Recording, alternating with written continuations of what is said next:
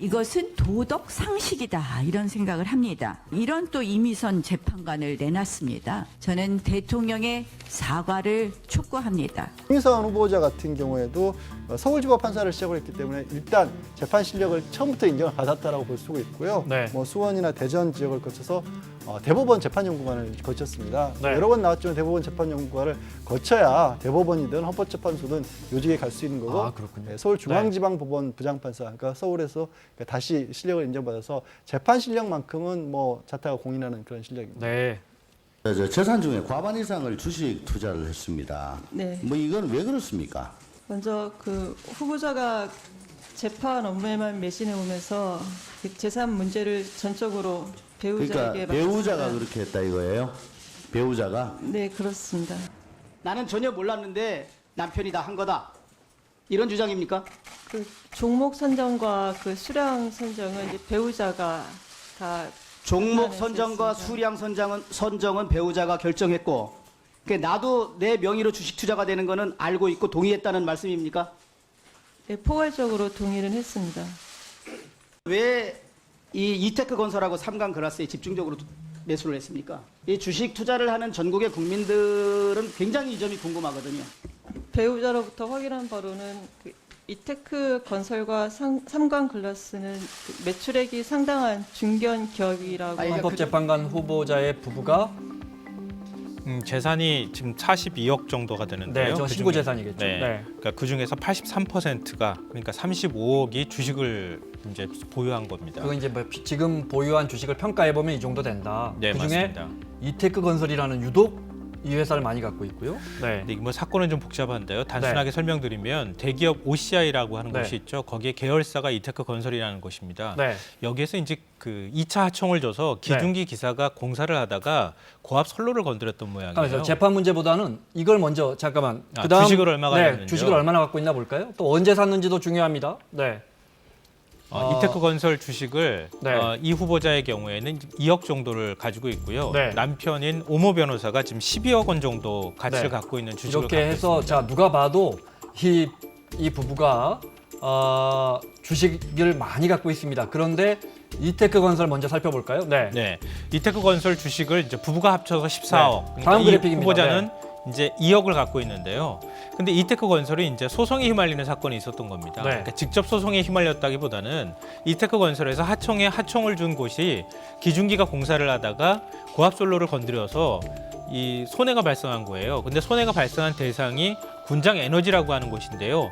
여기도 역시 OCI의 계열사인 겁니다. 그러니까 군장에너지 같은 경우에는 아니 우리 이제 손해를 받았으니 네.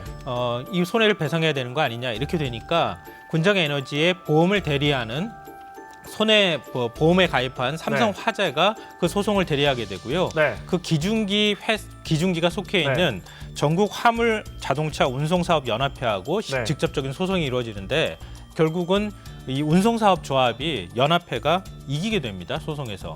그러니까 이거는 달리 말하면은 지금 OCI의 계열사와 관련되어 네. 있는 곳들이 패소를 했다는 이야기가 드는 거예요. 네. 근데 그러니까 주식을 갖고 있다는 거하고 뭐 이 소송과의 관련성을 찾기는 좀 네. 어렵다. 네. 문영재 후보자 같은 경우는 이제 부산 쪽에서 주로 근무를 많이 하셨습니다. 네. 뭐 부산 지역의 수사부장 판사도 했었고 지방에 있으면서 본인의 말씀으로는 지방에 있으면서 여러 가지 다방면 활동을 하기 위해서 우리법 연구회도 있었고 네. 서울 수도권 그냥 우리 법 지역에 연구에 있었던 게 아니고 회장까지 했는데. 회장까지 네. 했는데 그것도 말씀하시기로는 이제 지방에 있다 보니까 오히려 수도권에 있는 분들은 부담을 느껴서 못해서 자신이 맡았고 네. 저것 때문에 너무 뭐 진보적인 성향이 있는 게 아니냐는 지적 때문에 회장을 지내는 동안에 내가 한나라당 대표를 대권에서 투표도 했었다는 얘기를 하셨다는 말씀까지 했었습니다. 어제 오전 10시에 시작된 문영배 헌법재판관 후보자 인사청문회인데요. 시작부터 야당이 청문회 무용론을 들고 아주 거세게 항의했습니다. 오늘 또 내일 또 인사청문회가 일정이 잡혀 있는데 인사청문회 하나하나 임명하나는 똑같습니다. 야당이 반대하면 혹은 국회가 반대하면 대통령의 임명권이 제한된다고 한다면 이것은 위헌적인 발상입니다. 청문회를 하면 뭐합니까? 이 청문회에서 어떤 의혹이 제기되고 어떤 문제가 발생돼도 대통령은 임명하실 겁니다. 좀 조용히 하세요. 문영배 후보자는 이미 후보자가 아니라 헌법재판관입니다. 우리 문영배 후보자, 문영배 헌법재판관님 축하드립니다. 아주 축하드립니다. 잘하고 집중을 하고 끝내는 것이 맞다고 생각합니다.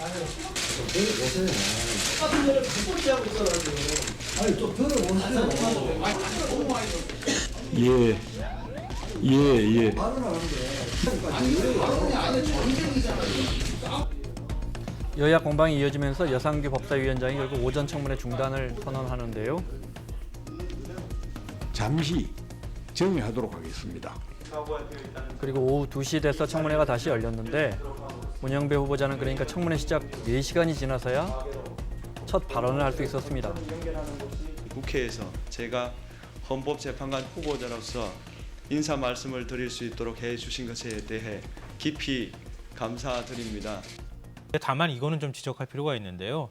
지난 2016년 17년 넘어가면서 우리 헌법재판소에서 박근혜 전 대통령 탄핵 문제가 언급되지 않았습니까? 그때는 대다수가 또 보수였습니다. 그럴 때 진보와 보수가 과연 무슨 의미가 있느냐 이렇게 얘기를 했거든요. 그리고 탄핵에 인용됐습니다.